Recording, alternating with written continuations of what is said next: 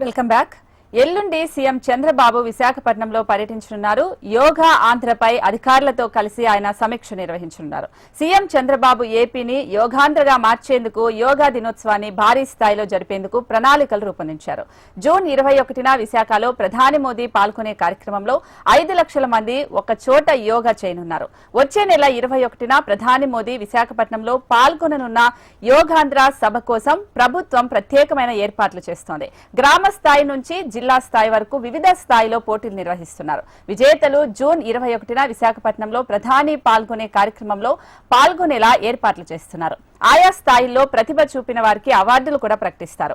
రాష్ట్ర స్థాయిలో అమరావతిలో గ్రాండ్ ఫైనల్ కూడా నిర్వహించి బహుమతులు ప్రదానం చేస్తారు. జూన్ 21న రాష్ట్ర వ్యాప్తంగా 2 కోట్ల మందికి పైగా యోగా కార్యక్రమాల్లో పాల్గొనేలా అవకాశం ఉన్నట్లుగా ప్రణాళికలు రూపొందించారు. ఇప్పటికే గ్రామ వార్డు సచివాలయాలు, ప్రభుత్వ, ప్రైవేటు విద్యా సంస్థలు, పరిశ్రమలు, పలు ప్రభుత్వ, ప్రైవేటు విద్యా సంస్థలు ఇలా అన్ని చోట్ల యోగా కార్యక్రమాలు నిర్వహిస్తున్నారు.